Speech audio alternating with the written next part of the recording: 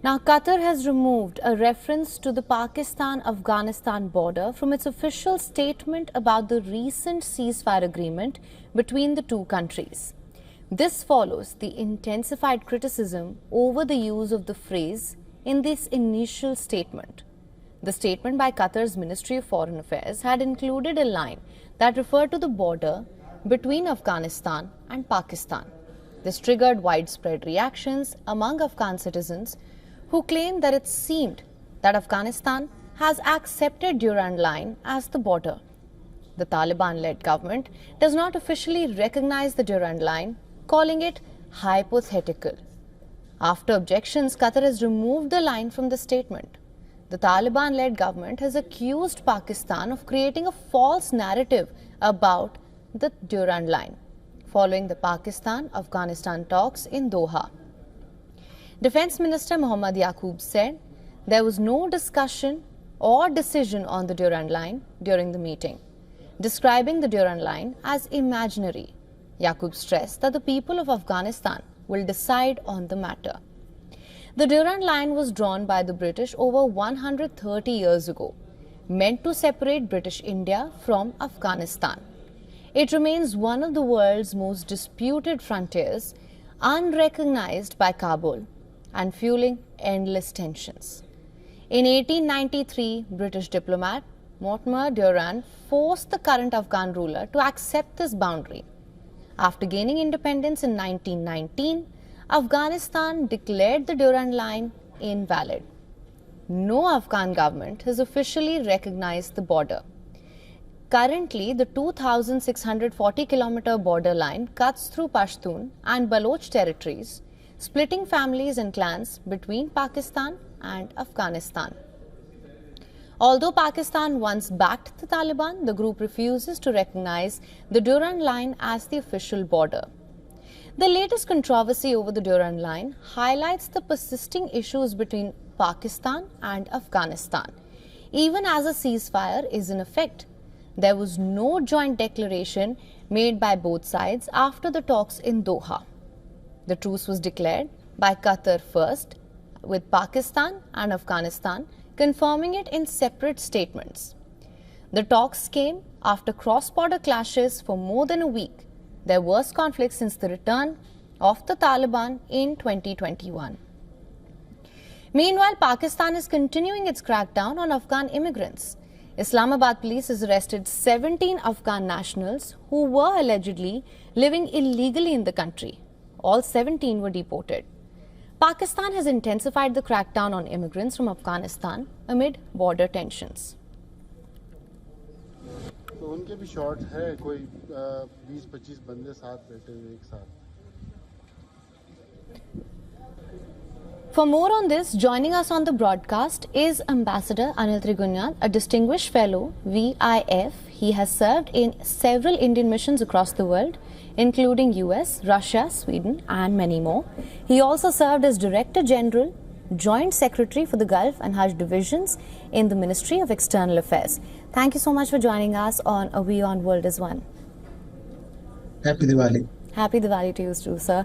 Let's just get right into it, sir. We know that the Durand Line has been something that's been a point of contention for a long while now. We're seeing this refocus and the statement that has been put out as well. What's your assessment of the situation?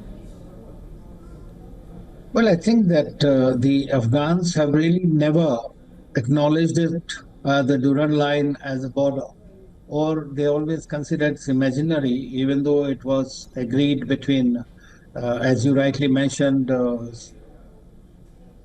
Right, absolutely. Now that we're seeing Abdul Rahman Khan. But at the same time, what we are looking at is a situation where Pakistan, which had all along tried to bring up Taliban, and now the Taliban is, of course, gone out of the purview of influence of Pakistan, and therefore the Pakistanis have been trying to create problems for them. They have always used terrorism against India and Afghanistan, and this is also a continuation of the same thing. So Afghan people are very, very sensitive about the Durand Line, irrespective of the government, whichever has been in power. They claim that this is an imaginary line, and both sides of the line, the Pashtuns are living there. And therefore, they treat that the land beyond the west of Indus belongs to them. So therefore, the line has to be very different, and therefore, no defined borders. This has been the pretty good trick by the Britishers employed everywhere. Wherever they have been, they have just tried to get this cartographic divisions at will and on their whims. And they are causing the problems across the different geographies and across the world, including between India and other countries. Absolutely. Now, of course, when we talk about the Taliban government, they've also said that there has been no discussion or decision, and it is the Afghan people and Afghanistan will decide on this matter as well. That being said, when we talk of Qatar, how do you assess the role of Qatar in this? Well, Qatar has tremendous influence over Taliban. It has been supporting them. It has also been a mediator and interlocutor for Taliban. If you remember that the agreement between the United States agreement. So the Qataris have been playing a tremendous role as far as the many of the problems and conflicts are concerned, not only Taliban. So they have sought for themselves this kind of role, but this is also being supported by both Iran as well as Saudi Arabia, which are also equally invested in this particular conflict. And therefore, this ceasefire has been agreed to, but this ceasefire does not mean that it has addressed the core issues that are going to continue to haunt both the countries. The Pakistan has to give up its own terror outfits. It has to also stop terrorism. And then Afghanistan, we'll have to see how Taliban plays it out.